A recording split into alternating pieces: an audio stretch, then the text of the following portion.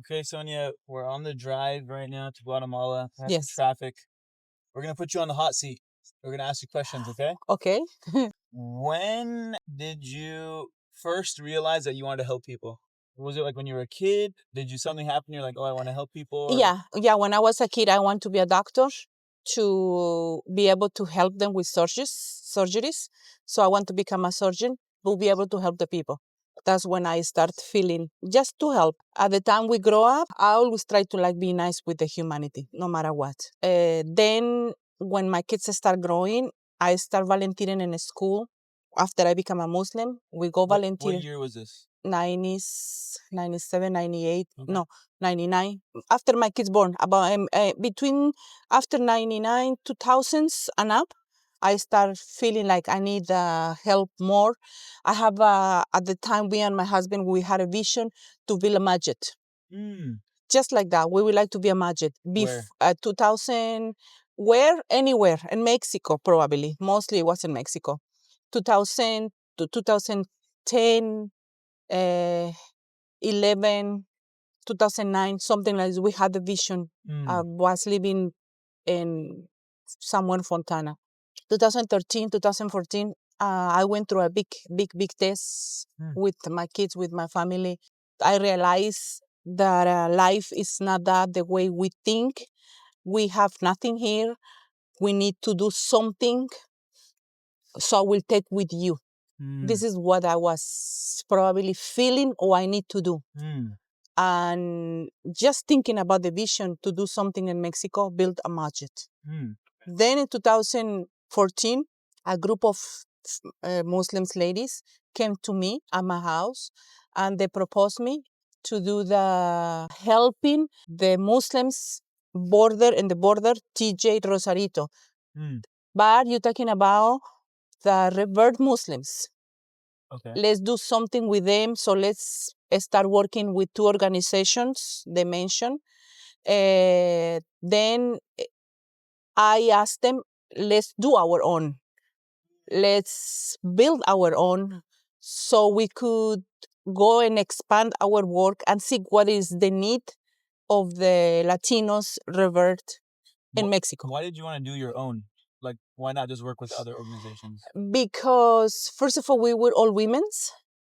And if we have a project, you have to go through a board, and they may not be agree with you because you working in Mexico, you working outside United States, and there is a lot of paperwork, a lot of issues.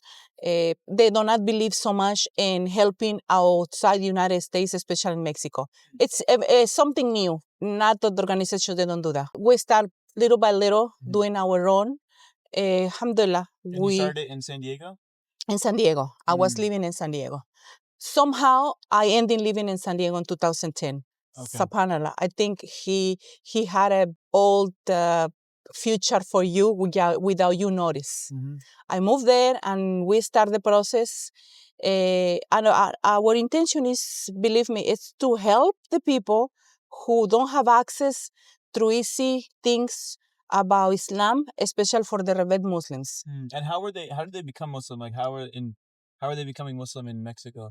By us, by Okay. promoting the Islam to them, and they see you with the hijab, and they see you really it's a commitment in your religion. So in your language, especially in your language, your culture with the culture. It's not like somebody wanna come to me and tell me it's different culture. It's not the same thing. Yeah. So this is what our vision, because we're Latinas, Mexicans. Let's start doing that. And when you give dawah to Mexicans, is it a different process? Or a lot of Mexicans are Catholic, right? So the way that you have a conversation with it, like how do you go about the conversation? The conversation with them is totally different that somebody else come and tell me about Islam, because you have to understand that it's relationship between you and your creator. This is number one. You bring in relationship as a human, as a believer to your creator. This is one of the points I particularly talk to them. I do not talk to them about haram and halal. I don't. I particularly is you need right now to concentrate in your relationship with your creator. When this become part of you, when you ask the dua, when you ask about the prayer, how to pray, that's after little by little you go with the things we're not allowed to do as a Muslims when we become a Muslims, when we take the Shahada. It's very complicated when I come to them and I tell them, you need to do Shahada, you have to become a Muslim and stay away from the haram. No, that's not the way it is. Because a lot of Muslims, a lot of people, after they become a Muslims, they leave Islam. And we don't want to happen to them. We don't want them to leave Islam. Struggling, yes, you're going to struggle. But your relationship is number one, you and your creator. That's it. And alhamdulillah works. And you feel like it makes a difference because you're speaking Spanish, so you guys Yes. can connect? Yes, make a difference when you're Latina, when you have your language, when you have your culture, because you understand them, where you come from. You live the same culture as they live on it. And do they get surprised when they're like, oh, your name's Sonia, you're from Mexico? Like, they get confused? Actually, they told me, you speak very good Spanish. Where you learn it? I said, oh, because I'm Mexican. No way. Are you Arab? No, I'm not Arab. I am Muslim. And explain to them a little by little. But alhamdulillah, it's been working the way we do our dawah. Okay, so you were in the dawah scene. Did you start your own organization out of San Diego? What happened from there? What happened? Or what kind of work were you guys doing? 2014, 2015? 2014, 15, 16. Meanwhile, we start doing the process for the nonprofit organization 501c3. Okay. We start going, me and the group, with the volunteers, to start going to the shelters. And the other side, TJ. We go to the shelters and look for Muslims. You were going to shelter? Okay, so how did you find out about the shelters and how did that even come up? The architect who built the masjid on our shelter, she's a Muslim. Okay. I meet her. She was volunteering with the shelters all the time. So she took me there. She took me different shelters. Then she called me and told me there is a Muslims need help is in a shelter whatever mentioned. Yeah. She said, please, can you come and help them? They're Muslims. They need hijabs. They need food. They need halal food. They don't like to stay there because they're eating pork. So they're looking for help. So she knows me. So I go there. We spoke with them. We take them out of the shelter. We put them in the hotel. We start looking for help, basically, from the community to put him in a house. One of the sisters that she passed away, the sisters that come from Africa, like Somalia, we help them. We put them in a house of the sister. Once they got the process of entering United States, they leave. But that's how we're starting, picking the Muslims from the shelters. Is that your first time hearing about the refugees? Did you already know there was a lot of refugees in Mexico? No. I used to go to the shelters and I see a lady with hijab standing in the corner, and that's what I got surprised. What she's doing here? So we come to her. She explained to us, we're coming from Somalia. We're going to United States. I have my family there. I traveling with my 3 sisters, my brother or my uncle, whatever, and they don't know what to do. Language, culture, religion. Everything was lack at the time. So we come in. We helping them, and that's what I knew. Wait a minute, here it's in need of a place for them. They need a place. They need a house. They need a place where they could pray, wudu, eat halal, be women and men's. The same but separately. So that's when I got the idea. Let's do something. Let's find a house. Let's see what. This was what, 2016? 16. Okay. 2016. I started volunteering. 2015, 16, 17. And you were doing what? You were volunteering. I know you were doing like food bank or something. No, we only do with the Muslims at the border. That's when I met Ahmed. Okay. 2018. We give him for Ramadan dates, halal meat, so they could cook for the kurbani also. So we're trying to bring the Muslims who were gathering from the shelters, put them in one place, helping with the rent, helping with clothing. We didn't have the shelter at the time, but we're looking for a place. And that's when you had to the idea purchase it. that, Yes. like, okay. Yes, we have a place for What was the moment? Was it when you met that Somali lady when you were like, okay, no, we need to do our own? And one of the Somalian lady, we still have in touch with her. She had a baby in Mexico. Wow. And her baby's Mexican. So after that, she was living in Lupita's house when our sister passed away.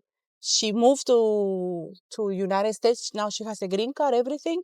That's when we started looking really for a place for Muslims. So when you were looking for the place, did you also have to figure out, like, okay, how are we going to help them with immigration, or what program, or no, I just need a place for them. But I was realizing if I rent a house is not gonna work because there is a men's and women, and there are only 3 or 4 bathrooms. Yeah. So if I look for a place that I wanna rent, I probably do it. But after maybe a year, 2 years, they want the property, so rent is not an option. Yeah. But let's buy it. At the time was a little bit affordable. Yeah. Let's buy it. Let's look for a property. Looking for a property it took me maybe 2 years. And by the way, how are you doing this? Because how big was your team? Were you working outside of this? Obviously, you're a mom. You have kids. How are you doing all this? What kind of team did you have? I have a lot of challenge because my husband, he say, either you do this or you be a home wife or a wife with my kids or mom. I say, listen, I'm not going to leave what I'm doing. You are free to go. This is something I will love to. And I think Allah choose me to put me here. I'm not going to let Allah down. He's using me to a bridge to do something for the Muslim in Mexico. Why? I don't know. Don't tell me why me. Maybe there is nobody will do it. Maybe there is no connection between the people. Maybe the women's, they're not allowed to do it. They have to be at home, take care of the husband, the kids. Which I do understand you plan. But either you come with me in a ship or you step down. Alhamdulillah, he stepped with me. Yeah. Until now, he's my support, big support.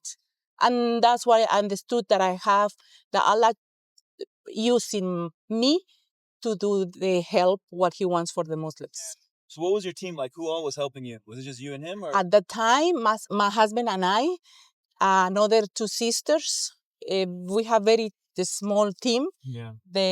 We go to TJ every week, every day, coming, going, leaving my kids at home.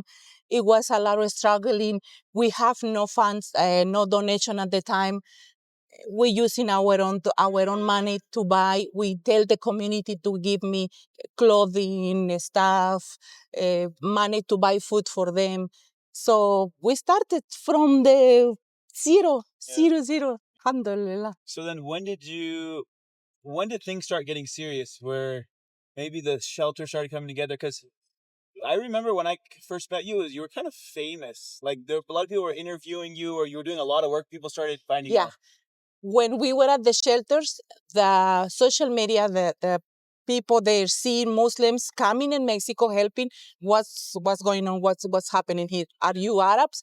So they interview us because we start building relationship with the shelters around, and they see us our work. Then when the things come serious, it's when we need money to buy the property and no support, no donations. So we get the team, all Latinas, and start selling tamales, tacos, and ICSD in our local masjid. One of the sheikh, I went with him Umrah. He did a video for us in Umrah. Sheikh Said, no, Shakir, Said Shakir. Yes. Said Shakir, yeah. Yes. We collect some money from him, from the tamales, from the taco. At the end, we have $40,000. Yeah. Alhamdulillah, it was so. And that video he made, it got shared everywhere. Yes, yes. Then, of course, we need money at the time. $40,000 was not enough.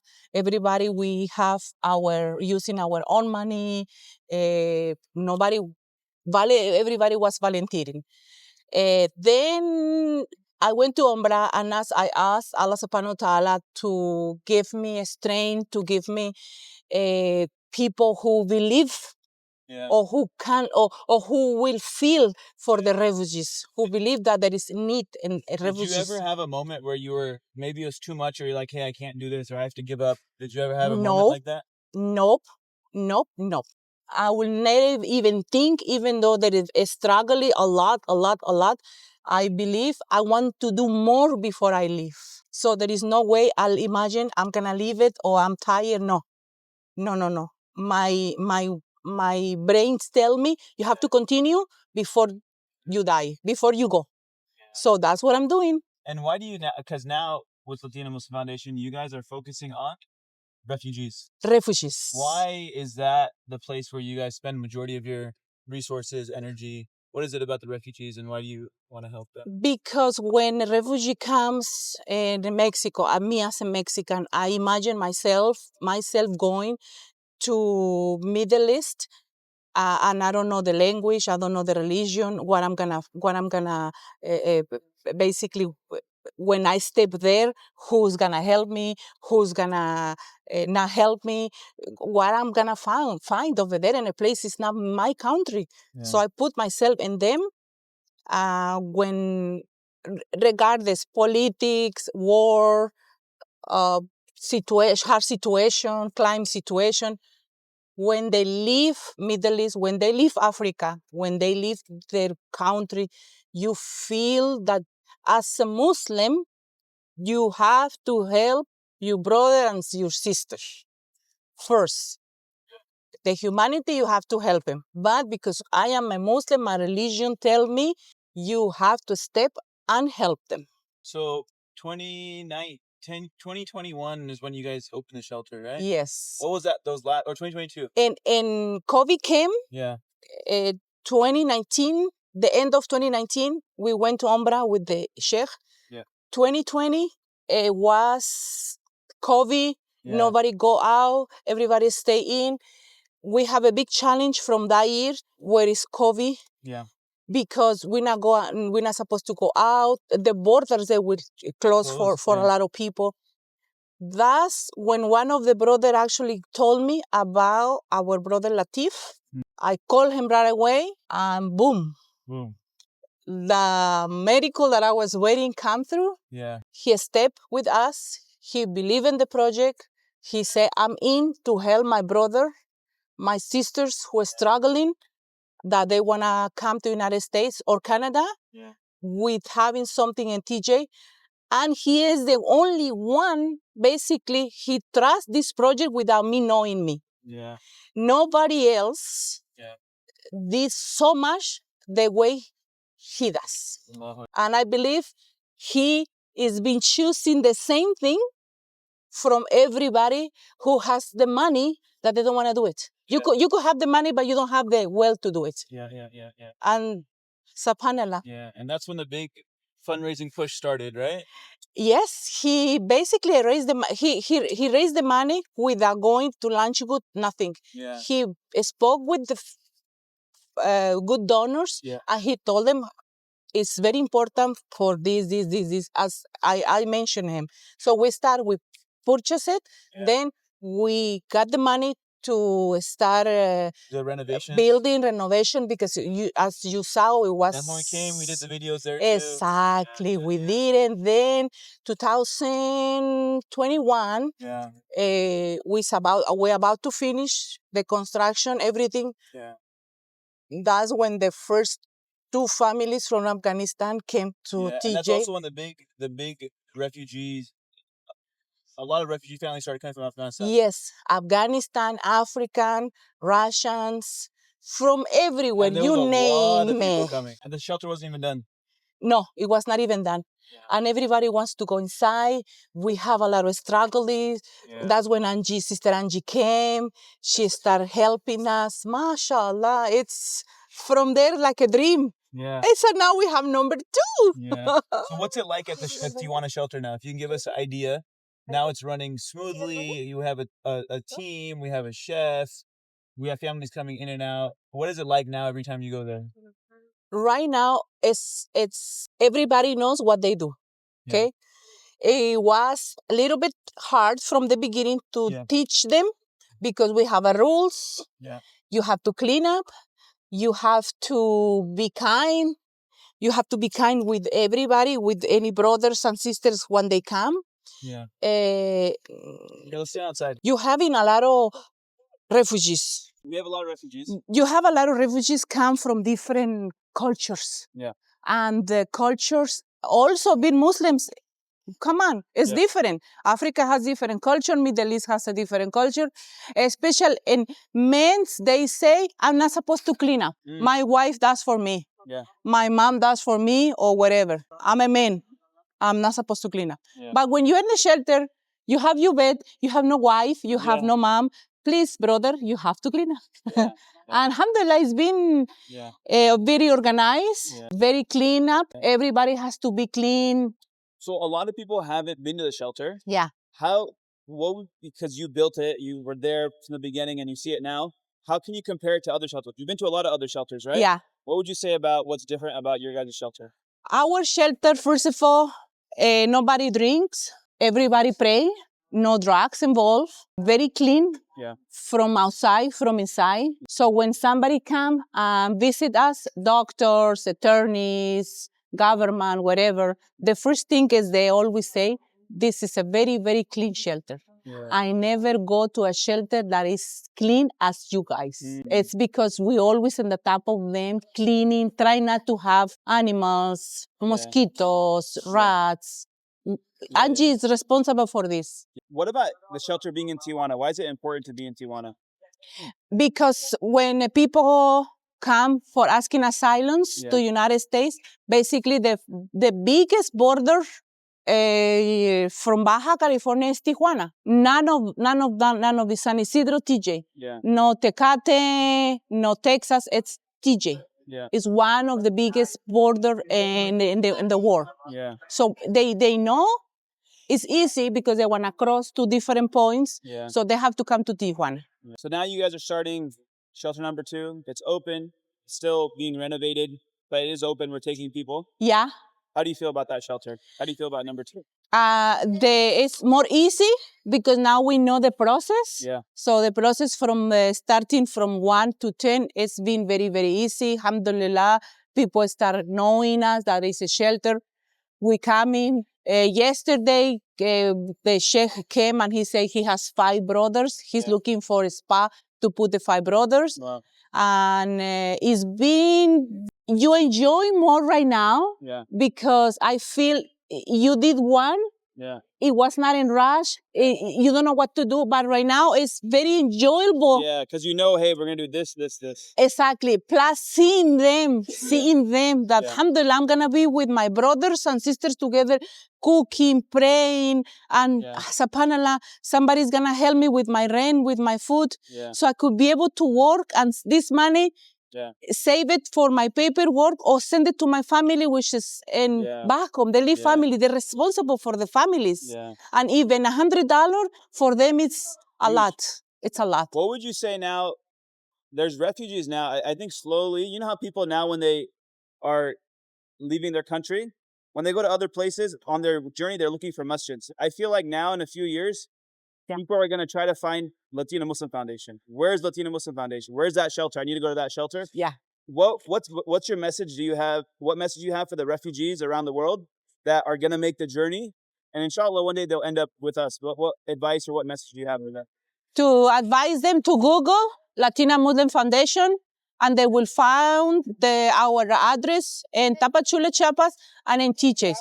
Right now, this is the 2 most important. So we could help them when they come to Tapachula, Chiapas, go to the easy process because we're talking right now with Inami especially about this. And Komar, being in a shelter it make it easy for them, everything. Why? Because we are non-profit organization and recognized by the government. Yeah. So the government put effort in helping them because that's how the process goes. Versus you come with the migrants from everywhere, you go to the office, you stay there for I don't know how many hours, they don't even want to care because there is a process. 1, 2, 3, 4.